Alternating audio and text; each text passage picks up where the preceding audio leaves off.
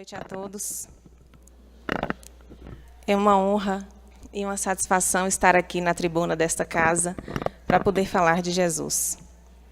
Nós rogamos ao Mestre Nazareno que nos dê permissão para o trabalho desta noite e que nos oriente na sua condução. Que a sua paz seja a nossa paz. Bom, quem é o nosso próximo? Quem é o nosso próximo? É a nossa família? É quem está próximo de nós fisicamente? São os nossos amigos? É qualquer pessoa? A gente não está falando aqui do entendimento racional do preceito. Nós não estamos falando da compreensão intelectual. O nosso questionamento aqui é como o nosso coração assimilou aquilo que o nosso cérebro já compreendeu. Será que nós compreendemos, assim como Jesus nos disse, que qualquer pessoa é o nosso próximo? Essa pergunta, ela quer significar, em última análise, o seguinte: com quem eu me importo? Quem me mobiliza? Quem é capaz de me tirar da inércia? Isso que nós queremos saber em profundidade, é essa reflexão que nós queremos provocar nesta noite. E, para isso, nós vamos nos socorrer no Evangelho de Jesus. O que foi que Jesus disse a respeito de quem seria o nosso próximo? Ele falou sobre isso na parábola do bom samaritano. Mas, antes de adentrarmos na parábola do bom samaritano, nós gostaríamos de fazer uma breve contextualização para a gente entender por que Jesus lançou aquela proposta de reflexão naquele momento. Com quem ele dialogava? Por que ele trouxe essa parábola? Vocês me permitem? Então, vamos voltar um pouquinho?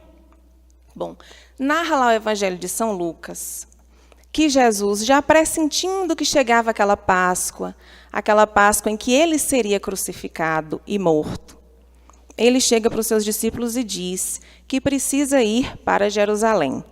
Até aí, tudo bem. Porque fazia parte da tradição daquele povo que em determinadas datas os homens, fizessem essa peregrinação até a Terra Santa.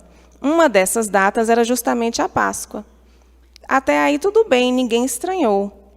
Mas o curioso é que eles iriam passar nessa viagem por um povoado samaritano. Por que eles iriam passar por um povoado samaritano? Vamos tentar compreender. Isso é curioso porque os samaritanos e os judeus, eles não tinham uma relação fraternal entre si. Na verdade, eles se repeliam, eles se rejeitavam entre si. Eles não se tratavam como irmãos. Por isso que é curioso, no itinerário de Jesus, eles passarem por um povoado samaritano. Mas ninguém discutiu com Jesus. E aí João Evangelista fala o seguinte: olha, mestre, nós vamos na frente, eu vou com outros discípulos na frente, porque assim a gente vai conseguir um abrigo, a gente vai conseguir uma hospedagem, porque eles fariam aquela viagem a pé, era uma viagem cansativa, e eles não teriam um lugar para repousar. E fazia parte da tradição daquele povo dar abrigo aos peregrinos, era quase que uma imposição social. Isso era comum, porque naquela época havia muitos peregrinos, e as pessoas faziam muitas viagens a pé. E aí João vai com outros discípulos. Quando eles chegam no povoado samaritano, o que acontece? Ninguém quis dar abrigo para eles. E aí João ficou muito chateado, ficou muito bravo. Aí ele volta e encontra Jesus e fala: mestre, ninguém quis dar abrigo para nós naquele povoado samaritano. O senhor quer que eu peça ao Pai que desça fogo do céu para queimar todos eles? E aí Jesus repreende João com severidade e fala: João, o Filho do Homem não veio para destruir vidas, mas para salvar. E o salvar aqui no sentido de recuperar, de curar, de educar. E eles prosseguem na sua viagem. Esse incidente não impediu que eles viajassem. Então, eles seguem e chegam até Jerusalém. Quando eles chegam até Jerusalém, um doutor da lei vem abordar Jesus. E aí, ele vem com uma intenção maliciosa, ele vem para testar o mestre. E o que ele pergunta para Jesus? Mestre, qual é o maior mandamento da lei? Em outros evangelhos, a gente tem essa pergunta como sendo: o que é preciso fazer para herdar a vida eterna? No fundo, elas querem significar a mesma coisa. Então, mestre, qual é o maior mandamento da lei? Aquela pergunta era uma armadilha. Aquele não era um diálogo amistoso. Ele queria testar o mestre, ele foi para avaliar o mestre. E que lei é essa? Aqui é a Torá. São os 5 livros atribuídos a Moisés, que são os 5 primeiros livros da Bíblia. Só que naquela lei havia mais de 600 mandamentos, havia 613 mandamentos. Então, a princípio, para você ser considerado um justo, para você herdar a vida eterna, você precisaria obedecer essas centenas de mandamentos. Aí, com o tempo, os sábios, e com a evolução da interpretação dessas leis, os sábios disseram o seguinte: na verdade, esses 600 mandamentos estariam resumidos nos 10 mandamentos. Então, para você ser considerado um justo, bastaria obedecer aos 10 mandamentos. Ficou mais fácil, né? De 613 para 10. E com o passar do tempo, outros sábios vieram e disseram: na verdade, toda a lei e os profetas se resumem nestes 2 mandamentos. Amarás o Senhor teu Deus de todo o teu coração, de toda a tua alma e com toda a tua força, e ao próximo como a ti mesmo. Interessante aqui que essa parte de com toda a tua força, Haroldo Dutra ele fez uma tradução do Novo Testamento. Ele mergulhou naquela cultura, ele estudou o hebraico, e aí ele nos diz que no original da Bíblia hebraica está escrito com todo o teu muito. Ou seja, com toda a tua abundância, com todas as tuas posses, de forma que todos os nossos bens estejam a serviço do Pai. E aí, lembremos, o doutor da lei perguntou a Jesus: mestre, qual é o maior mandamento da lei? Seria este aqui, né? E Jesus não deu uma resposta pronta. Jesus devolveu para ele 2 perguntas. Primeiro, o que está escrito na lei? E segundo, como lês? Como você lê o que está escrito na lei? Aí, na parte de o que está escrito na lei, ele respondeu corretamente. O doutor da lei chegou e falou: amarás o Senhor teu Deus de todo o teu coração, de toda a tua alma, com toda a tua força, e ao próximo como a ti mesmo. Aí Jesus diz: respondeste bem, faze isto e viverás. Mas a segunda parte ele não respondeu. A segunda parte é: como lês? Será que todas as pessoas que leem um texto tiram desse texto a mesma interpretação? Não. Diferentes pessoas podem fazer diferentes interpretações, embora estejam lendo as mesmas palavras no mesmo texto. Um terrorista, um fundamentalista, ele pode ler um texto sagrado e tirar dali uma interpretação que justifique, na cabeça dele, o extermínio de outras pessoas. Então, cada um pode fazer uma interpretação particular. E isso que Jesus quis saber. Como é que você entende o que está na lei? Porque no seu cérebro você já compreende. Como é que você interpreta o que está escrito na lei? E ele não soube responder. E aí, ele devolve outra pergunta para Jesus. E quem é o meu próximo? Porque para aquele doutor da lei, amar a Deus não era o problema. Ele acreditava que amava a Deus, porque ele fazia determinadas práticas exteriores, determinados rituais, e acreditava que daquela forma ele estava amando a Deus. O grande problema, o X da questão, é esse finalzinho, que é amar ao próximo como a ti mesmo. E aí é exatamente neste momento que Jesus vem e lança a parábola do bom samaritano. E foi muito interessante ele trazer a figura do samaritano como sendo o bom moço da parábola. O parâmetro de bondade foi um samaritano. E vocês lembram que no início da viagem, eles passaram por um povoado samaritano e os samaritanos negaram abrigo a eles, que João ficou super bravo, lembram? E aí Jesus chega aqui e faz essa proposta de reflexão e coloca como modelo o samaritano.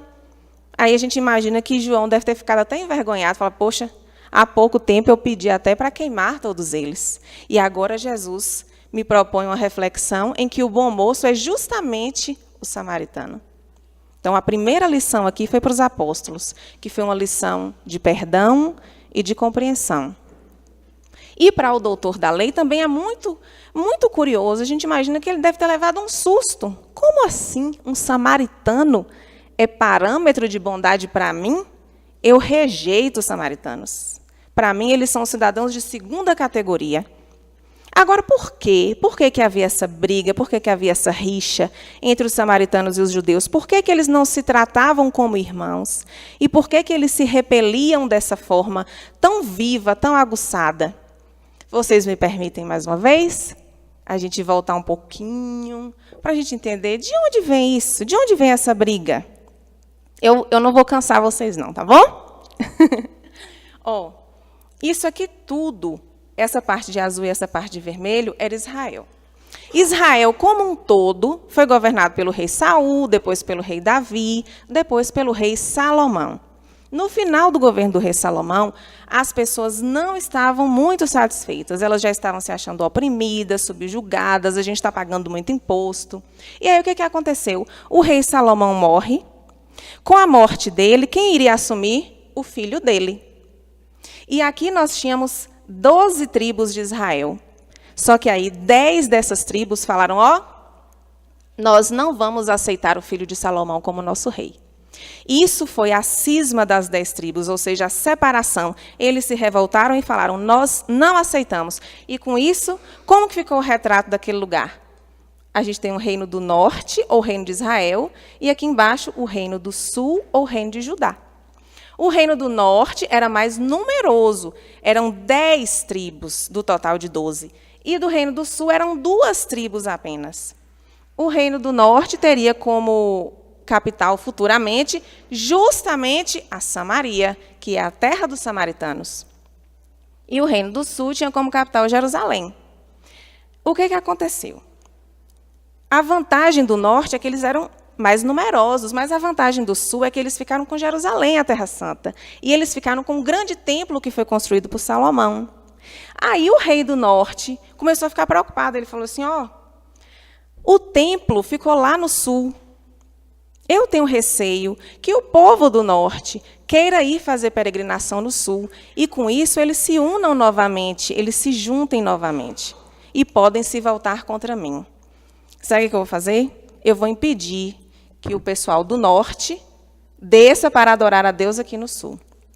Porque as pessoas acreditavam que Deus habitava em lugares determinados e que havia datas específicas para se adorar ao Senhor. Como se Deus não estivesse em todos os lugares e como se todos os dias não fossem uma dádiva do Pai.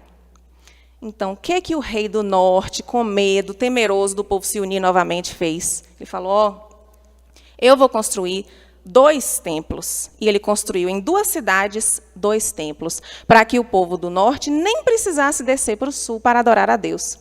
Só que os templos que ele construiu foram totalmente diferentes do templo de Jerusalém.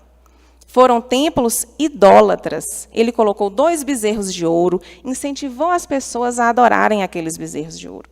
Aí vocês já imaginam como que o povo do sul começou a enxergar os seus vizinhos. Eles já eram inimigos, já tinham reis diferentes e ficaram sabendo. Eles têm agora templos idólatras. Olha que situação. Eles estão traindo o próprio povo. E aí algo mais aconteceu que também foi determinante. Anos depois, o reino do norte foi invadido pelos assírios. Aí os assírios vieram, pegaram alguns deles, levaram presos em cativeiro e trouxeram habitantes dos seus reinos para esse território do norte. E o que aconteceu aí? Eles se misturaram, eles se casaram entre si, e o povo do norte acabou incorporando elementos da cultura de outros povos. Eles instituíram um culto misto. Eles adoravam a Deus, mas também a deuses de outras nações. Imaginem como o pessoal do sul começou a olhar o pessoal do norte. Esse pessoal do norte, eles são hereges. Eles blasfemam. Eles são impuros e eles são imundos. Eles são traidores do seu próprio povo.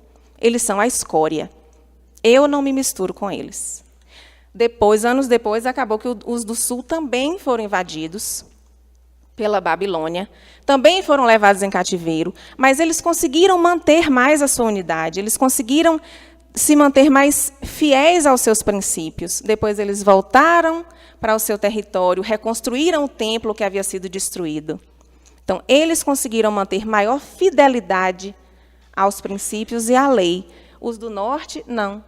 Se misturaram demais, assimilaram elementos de religião e de cultura de outros povos, que fez com que eles ficassem com a reputação, vamos dizer assim, manchada diante dos seus irmãos do sul. Deu para entender aí? A origem desse preconceito, dessa prevenção com os samaritanos, a Samaria era justamente a capital. Eles não suportavam os samaritanos. Eles se consideravam mais espiritualizados, eles se consideravam superiores aos samaritanos. E aí Jesus chega, na hora de explicar quem é o próximo, vem trazer uma parábola do bom samaritano. Como assim bom samaritano? O samaritano pode ser bom? Pode. Jesus não se importa com rótulos. Rótulos são irrelevantes. E o que é que ele nos diz na parábola do bom samaritano? Não sei, essa aqui é a figura do bom samaritano, a imagem do bom samaritano. Vamos ver o que é que nos diz essa parábola? Não sei se todo mundo já conhece, mas cada palavra aqui é significativa e importante. Nós vamos ler, tá ok, pessoal? Certo homem descia de Jerusalém para Jericó e caiu nas mãos de assaltantes, os quais, depois de havê-lo despojado e espancado, retiraram-se, deixando-o semi-morto. Por coincidência, certo sacerdote descia por aquele caminho e, ao vê-lo, passou pelo lado oposto. De forma semelhante, também um levita, que vinha por aquele lugar, ao vê-lo, passou pelo lado oposto.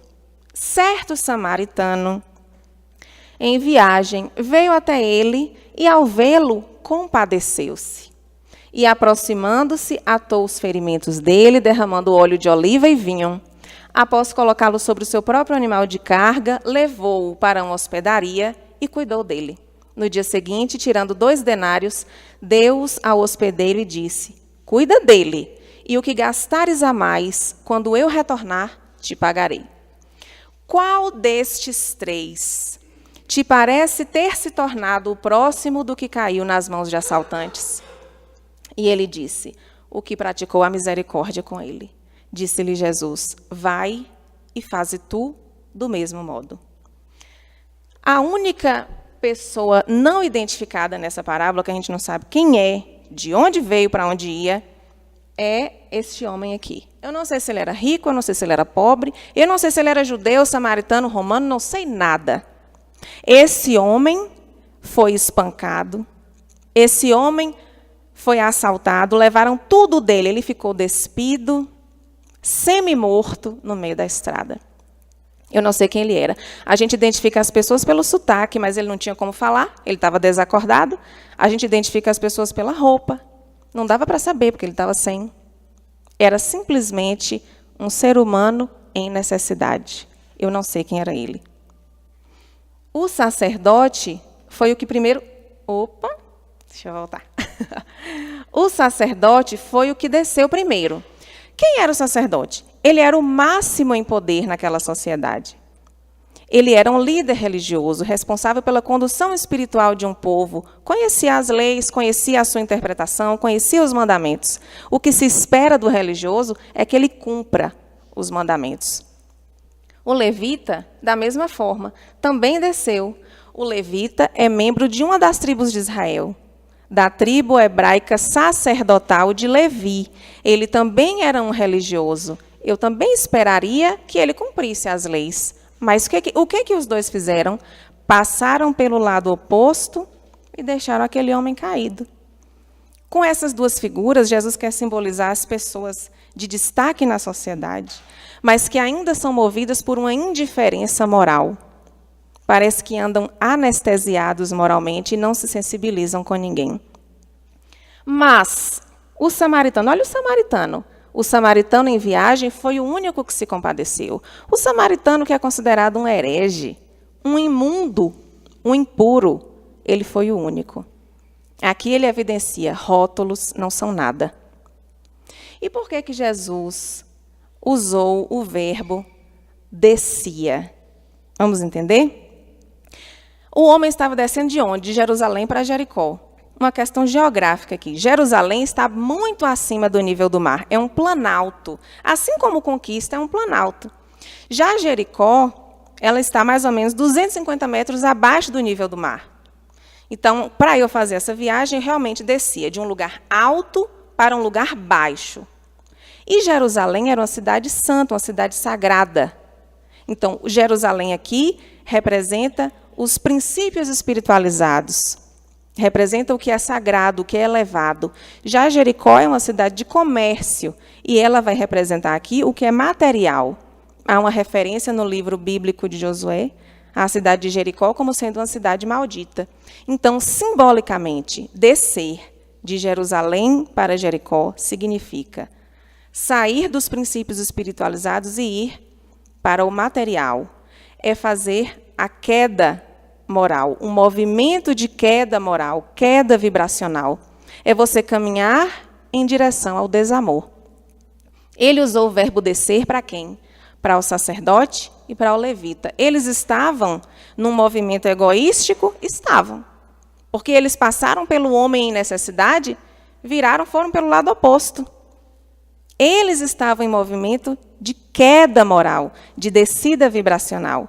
Mas o samaritano, ele usou o verbo descer para o samaritano? Não. Ele falou que o samaritano estava como? Em viagem. O samaritano não estava descendo, porque ele foi o único tomado de íntima compaixão. O samaritano não estava caminhando para o desamor, pelo contrário. O samaritano não quis saber quem era aquele homem. Não me importa se você é samaritano como eu. Não me importa se você é judeu. Se você me rejeita, não me interessa. Não importa se você é um romano. Eu me compadeci intimamente porque você é um ser humano como eu. E isso é o suficiente. E agora nos atentemos para o final dessa parábola. O que foi que Jesus perguntou? Qual destes... Vejam que Jesus não dá respostas prontas. Qual destes três te parece ter se tornado o próximo do homem que caiu nas mãos de assaltantes? Quem se tornou? Qual foi a pergunta do doutor da lei? Quem é o meu próximo? Quem é o meu próximo? Eu que estou aqui de pé, numa posição privilegiada. Jesus vem fazer o seguinte, olha, vamos mudar a perspectiva. Em vez de você querer saber quem é o seu próximo, vamos perguntar, quem pode se tornar o próximo de alguém? Quem se tornou o próximo do caído? Vamos mudar a perspectiva. Sair dessa perspectiva aqui de cima, vamos para a perspectiva dos que estão embaixo. Porque próximo não é uma coisa que você é simplesmente. Há pessoas casadas há anos que não são próximas. Há irmãos que não são próximos. Próximo é algo em que você se torna. Então, Jesus propõe uma mudança de perspectiva. Quando você é próximo de alguém, é porque você quer se tornar alguém na vida daquela pessoa.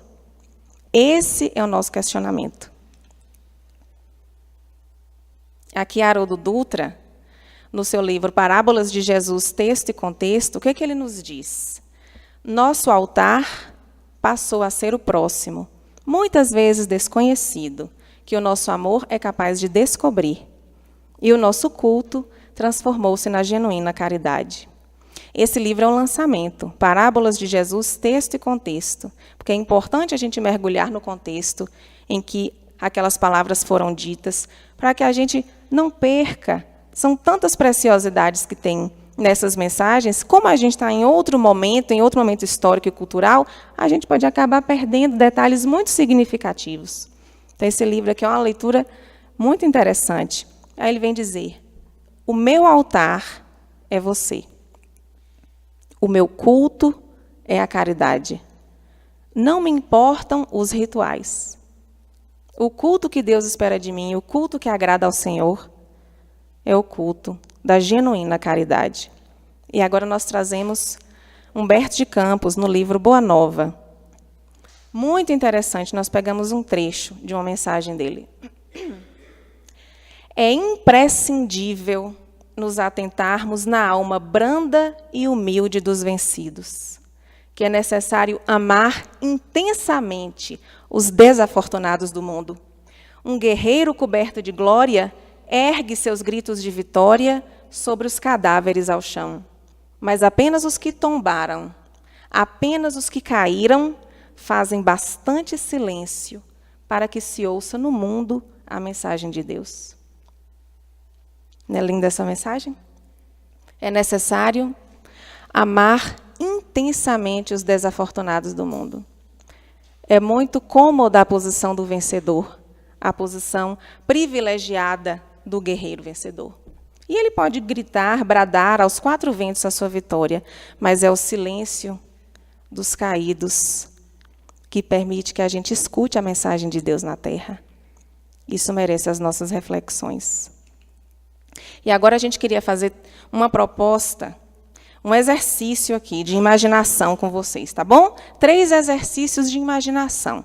Primeiro, imagine se fosse você descendo por aquele caminho que o sacerdote desceu e que o levita desceu. É você que está descendo e que encontra na beira do caminho uma pessoa, um corpo ensanguentado, espancado, uma pessoa desmaiada, totalmente desprotegida, totalmente vulnerável. Você seria capaz de se desviar do seu caminho? Você seria capaz de parar? De se atrasar para os seus compromissos? Você seria capaz de prestar socorro a essa pessoa desvalida? Vamos para o segundo exercício de imaginação. E se fosse você o caído? Imagine você despido, espancado, sem poder gritar, sem poder correr, porque você está desmaiado, na beira de uma estrada, sem qualquer perspectiva de socorro. Imaginaram vocês nessa situação? O que mais você desejaria? Que uma alma bondosa aparecesse e que lhe tirasse daquela situação de vulnerabilidade. Imaginaram?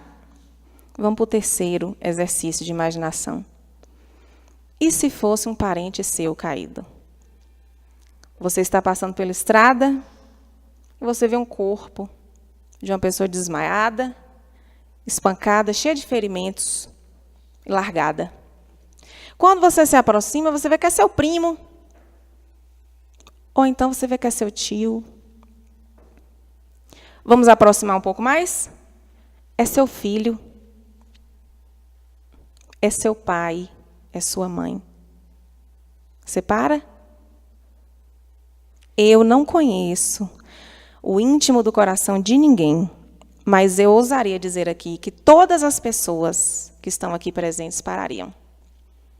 Você pararia, você prestaria socorro, você cobriria o corpo nu, você acionaria outros familiares, levaria para um hospital, prestaria todo o socorro, porque é seu parente.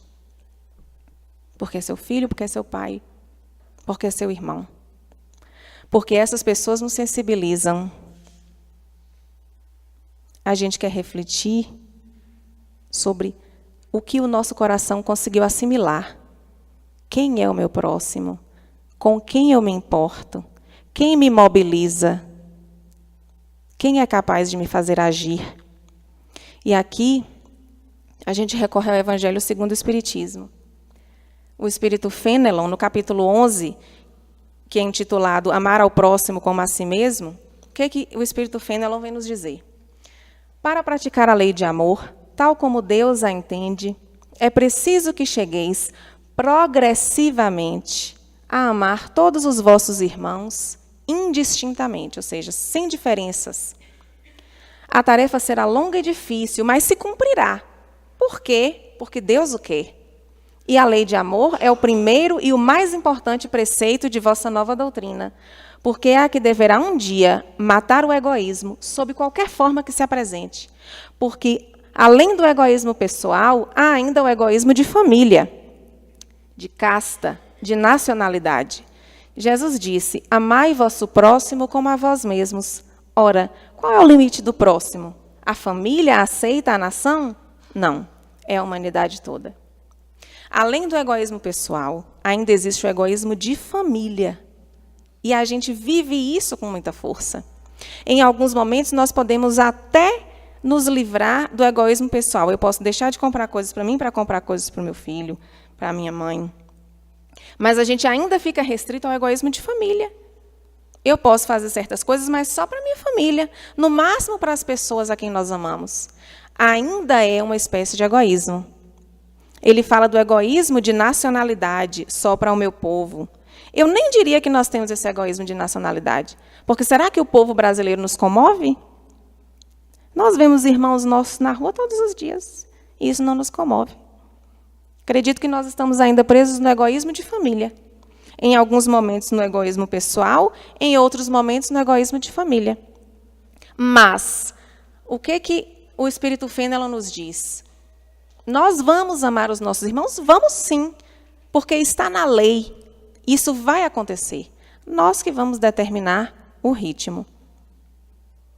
Nós que vamos fazer as nossas avaliações. O quanto nós já sofremos e quanto nós queremos parar de sofrer.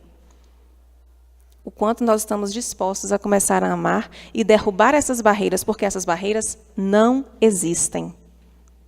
Essas barreiras não existem em sua essência. E agora nós vamos mostrar aqui para vocês uma imagem. Queria ver o que essa imagem causa no íntimo do coração de vocês. O que é isso? Essa é uma imagem de um homem deitado num banco de uma praça qualquer. Um homem carente de recursos deitado numa praça qualquer. Isso aqui é uma cena corriqueira. É corriqueira no Brasil, é corriqueira no mundo inteiro, em cidade grande e cidade pequena. Será que isso aqui nos comove? Talvez pouco, talvez nada. E se nós disséssemos que esse aqui é Jesus? Será que isso nos sensibilizaria? Isso aqui é uma escultura chamada Jesus Sem Teto. O Papa Francisco deu há poucos dias para o arcebispo do Rio de Janeiro. Foi feita por um escultor canadense.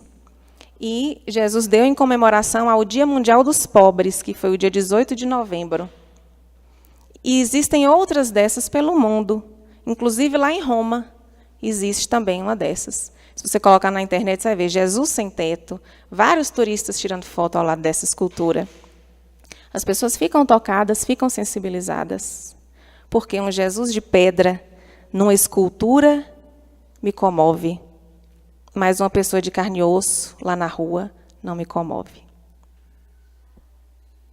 A gente precisa refletir até onde a mensagem de Jesus penetrou no nosso coração. Jesus de pedra mexe comigo. Eu quero tirar foto, eu posto nas redes sociais. Aqui, Jesus está com um cobertor curto, ó. Aqui estão as marcas da crucificação, as chagas da crucificação. Um Jesus de pedra me comove. A Unicef fez um experimento interessante com uma criança de 6 anos de idade. Eles pegaram uma criança, deixaram ela bem arrumadinha, colocaram uma roupa bem bonitinha, cabelinho arrumado, e colocaram ela no centro de uma praça na Geórgia. Não foi no Brasil, viu? Foi na Geórgia. Aí a menininha ficou parada no meio da praça. E aí as pessoas passavam e começaram a achar estranha aquela menina parada. E as pessoas abordaram ela com muito carinho. Por que você está fazendo aqui? Cadê os seus pais? Por que você está parada? E depois eles mudaram a roupa da menina. Eles colocaram a menina com uma roupa assim bem surrada, fizeram uma maquiagem nela como se ela estivesse sujinha e colocaram a mesma menina no mesmo lugar, no centro da mesma praça. E ninguém falou com ela. Uma criança de 6 anos. Uma criança bem vestida me comove. Uma criança mal vestida não me comove. Uma criança de rua não me comove. A gente adjetiva as pessoas assim, de rua, como se alguém fosse de rua. Eles repetiram o experimento. Fizeram agora num restaurante. Colocaram essa menina toda arrumadinha no restaurante, vagando lá no restaurante. As pessoas se aproximavam dela. Oh, que menina fofa, que menina linda. Cadê os seus pais? Está com fome? O que aconteceu? E depois trocaram a roupa dela. Surradinha, o rostinho manchadinho. E as pessoas falaram com ela. Falaram. Mas falaram para pedir que ela saísse. Que ela se retirasse, porque a presença dela estava incomodando. As pessoas estavam ali para satisfazer o seu apetite e ela estava incomodando. Eles não conseguiram finalizar o experimento porque a menina começou a chorar. Ela não compreendeu aquela hostilidade e aí eles não concluíram. Isso é para a gente refletir. Como a gente ainda está ligado à casca, à superficialidade. Havia uma marca de jeans, tinha uma propaganda na década de 80, que o slogan da propaganda é: o mundo trata melhor quem se veste bem. Chocante, né? É chocante, mas parece que isso ainda é verdade. A depender da roupa que eu estou, eu atraio a atenção das pessoas, comovo as pessoas ou não. Até uma criança bem vestida, atrai olhares caridosos. Uma criança mal vestida, não. É a mesma criança, só mudou a casca. Isso é triste. E a gente precisa meditar. A gente precisa parar um tempo para refletir sobre isso. Vamos para o Livro dos Espíritos. Lá no capítulo em que trata da perfeição moral, Kardec questionou: qual é a mais meritória de todas as virtudes? Qual é a virtude que tem mais mérito? Qual a melhor virtude? E eles responderam: toda virtude tem o seu mérito próprio, porque todas indicam um progresso na senda do bem. A virtude, existe virtude, sempre que há uma resistência voluntária ao arrastamento das más tendências. A sublimidade da virtude, porém, está no sacrifício do interesse pessoal pelo bem do próximo, sem pensamento oculto. A mais meritória é a que se baseia na mais desinteressada caridade. Então, qual é a virtude que tem mais mérito? Ele fala que a virtude sempre que eu resisto por minha própria vontade a tudo que me arrasta para baixo, a todas as minhas más tendências. Quando eu resisto à virtude. E o sublime da virtude está no sacrifício do interesse pessoal. 2 perguntas adiante, Kardec vai questionar qual é o sinal mais característico da imperfeição. E os espíritos respondem que é o interesse pessoal. O egoísmo nasce do interesse pessoal. É o interesse pessoal que faz com que eu coloque a minha personalidade acima de tudo. A necessidade de que os meus desejos sejam atendidos, independente dos outros infelizes que estão na beira do caminho. Eu quero sempre ser atendida em todas as minhas necessidades, porque a minha urgência é sempre mais urgente. Isso é o interesse pessoal. Quando eu sacrifico o meu interesse pessoal pelo bem do outro, quando eu compreendo, neste momento, a necessidade dele é maior do que a minha, quando eu faço isso sem qualquer interesse, sem qualquer segunda intenção, sem qualquer necessidade de retribuição, aqui está o mais sublime da virtude. Então, devemos empregar os nossos esforços para vencer o nosso egoísmo. E adiante, Kardec questiona na pergunta de 913, de número 913. Dentre os vícios, qual que se pode considerar radical? Qual é o vício que está na raiz de tudo? Falamos de virtude, agora de vício. Temos dito muitas vezes o egoísmo. Daí deriva todo o mal. Estudai todos os vícios e vereis que no fundo de todos há egoísmo. Aí é que está a verdadeira chaga da sociedade, a verdadeira ferida da sociedade. Quem quiser, desde esta vida, ir aproximando-se da perfeição moral, deve expulsar do seu coração todo sentimento de egoísmo, visto ser o egoísmo incompatível com justiça, amor e caridade. Ele neutraliza todas as outras qualidades. O que está na raiz de tudo? O egoísmo. É dele que vem todo o mal. Aí é a verdadeira ferida da sociedade. Então, devemos empregar os nossos esforços para vencer, de pouquinho a pouquinho. Não é de vez, não, gente. A natureza não dá saltos. Cada um vai no seu ritmo.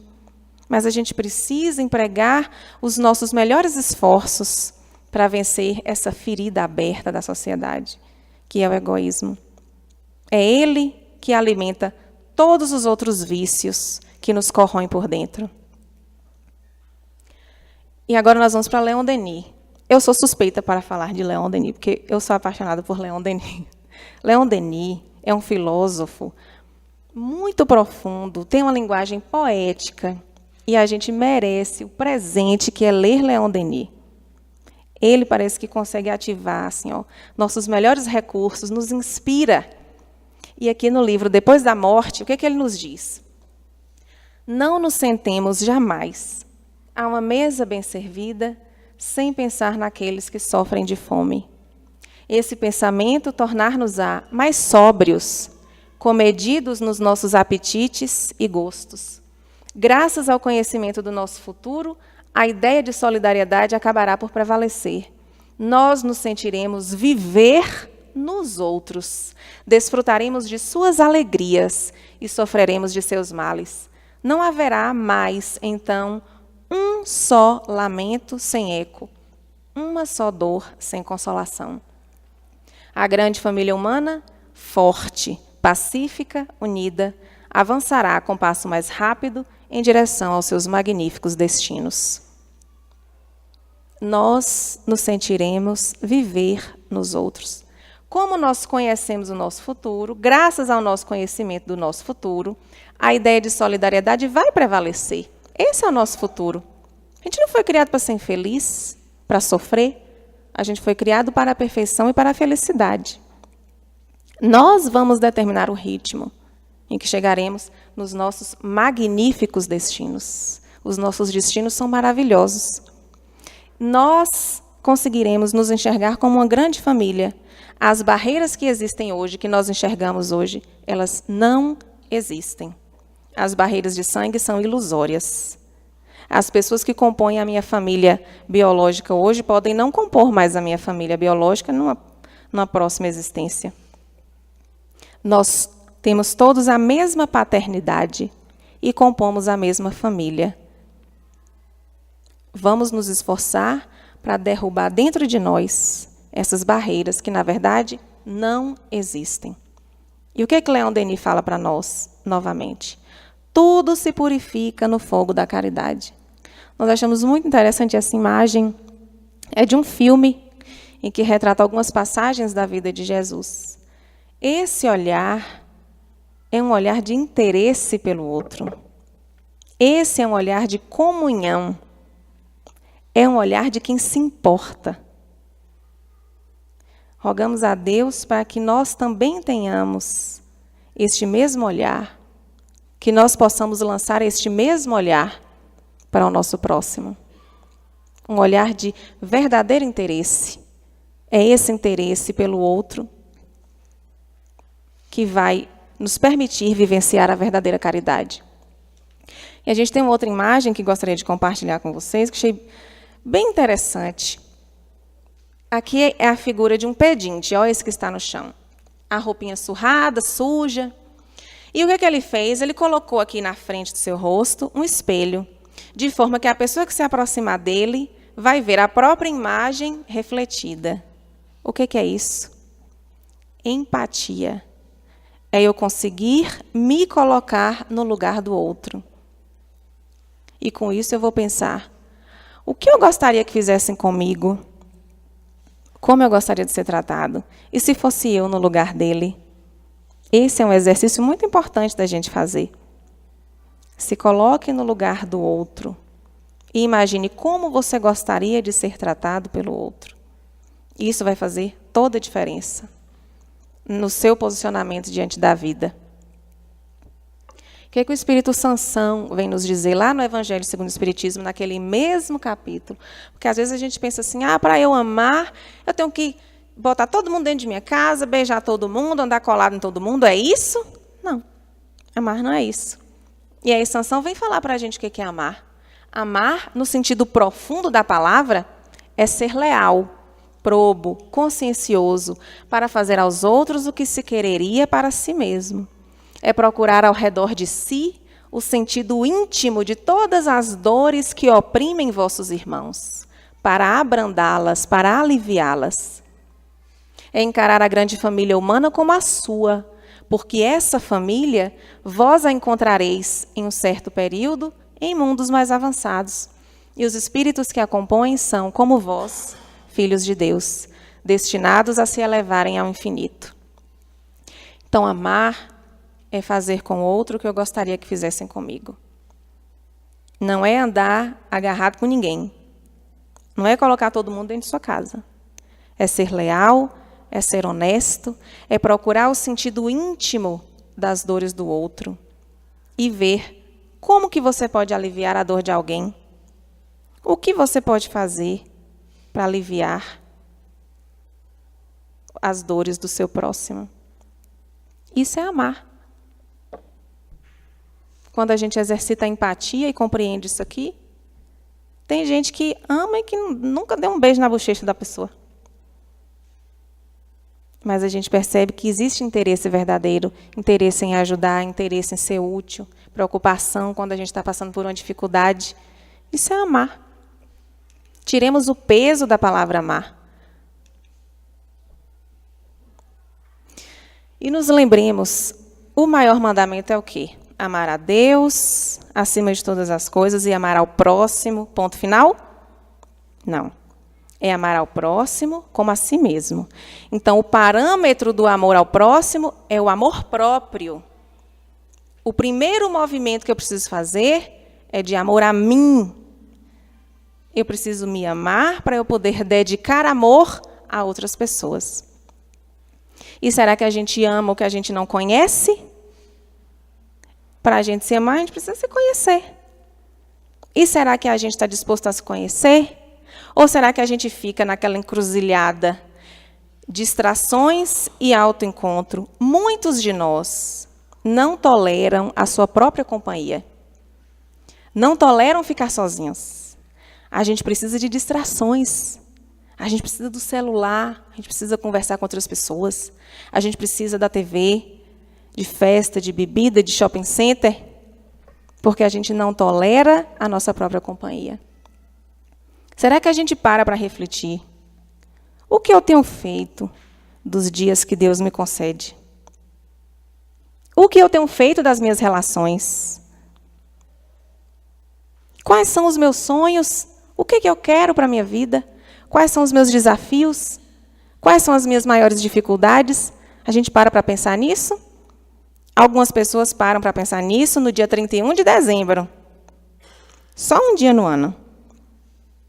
E passam o resto do ano se evitando, porque não toleram a sua própria companhia. Mas a gente precisa fazer este mergulho dentro de nós mesmos.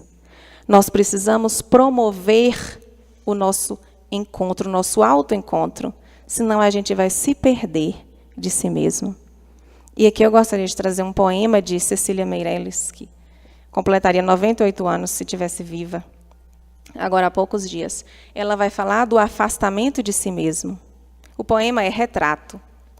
Eu não tinha este rosto de hoje, assim calmo, assim triste, assim magro, nem estes olhos tão vazios, nem o lábio amargo. Eu não tinha estas mãos sem força, tão paradas e frias e mortas. Eu não tinha este coração que nem se mostra. Eu não dei por esta mudança, tão simples, tão certa, tão fácil. Em que espelho ficou perdida a minha face? É triste. Eu espero que nenhum de nós chegue a esse ponto, de você se olhar no espelho e não identificar a imagem que está ali refletida. De onde veio esse rosto? E eu nem me dei conta. Esse lábio amargo, essas mãos frias, fracas. Porque a gente evita a si mesmo. A gente não mergulha dentro de nós mesmos. Essa semana uma pessoa falou comigo que ela estava estudando sobre gratidão. E aí ela foi numa loja aqui em Conquista e ela achou um caderninho da gratidão. Eu comprei ontem. Não foi que a gente comprou ontem, achei tão interessante. Ali, na capinha tem assim, para você pensar no seu dia, refletir sobre a sua vida e sobre as coisas que você tem para agradecer. Aí, em cada página tem o número 1, número 2, número 3, para você escrever 3 coisas que aconteceram no seu dia, das quais você pode agradecer. E, ao lado, ele coloca algumas opções. Dei uma boa risada, acordei feliz, o dia estava bonito, comi uma comida gostosa. Coisa simples. Esses momentos, se a gente parar um momento assim, o que eu posso agradecer hoje? A gente vai estar se encontrando com a nossa essência. O que eu vivi hoje? Será que eu não tenho nada para agradecer? Será que eu vou passar pela vida distraído? A nossa rogativa é para que a gente não passe distraído diante da vida, para que a gente não passe distraído diante da dor, e para que a gente não passe distraído diante do outro. Do nosso lado pode ter alguém em extrema necessidade moral, mas a gente está distraído. A gente está no WhatsApp, a gente está no Facebook. A gente está aqui pensando no bife que vai comer daqui a pouco. E a gente não lança um olhar mais demorado sobre o outro. E a gente não lança um olhar mais demorado sobre nós mesmos. E isso é fundamental. E nós vamos finalizar com essa imagem do nosso melhor amigo, que é Jesus Cristo, com esse abraço afetuoso, com esse abraço carinhoso, com esse abraço aconchegante. Jesus, em uma certa ocasião, está narrado lá no Evangelho de São Lucas, ele penetrou no pensamento dos discípulos, eles estavam querendo saber quem deles era o maior. Aí Jesus vê que tinha uma criancinha próxima, ele pega aquela criança, coloca junto dele e fala o seguinte: todo aquele que recebe este menino em meu nome, é a mim que recebe. E quem me recebe, recebe aquele que me enviou. Quem dentre vós for o menor, este será grande. Cada vez que a gente recebe um desafortunado do mundo, a gente está recebendo o próprio Cristo. E quando a gente recebe o Cristo, a gente recebe aquele que o enviou.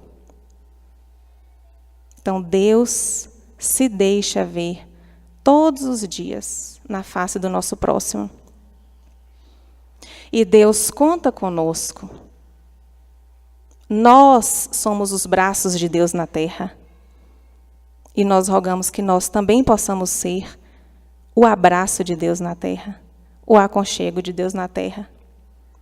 E é por isso que nós rogamos ao nosso amigo Jesus Cristo, esse que nos abraça todos os dias, e que é o Jesus dos caídos, Jesus dos desvalidos, Jesus dos surrados, dos oprimidos. Olhai por nós. Jesus das mulheres, das crianças, dos anciãos, olhai por nós. Jesus dos fracos, dos oprimidos, dos calados, olhai por nós. Jesus dos pequeninos, deste mundo de aflição, fazei o nosso olhar semelhante ao vosso, e que em nosso peito bata o vosso coração. Muita paz a todos.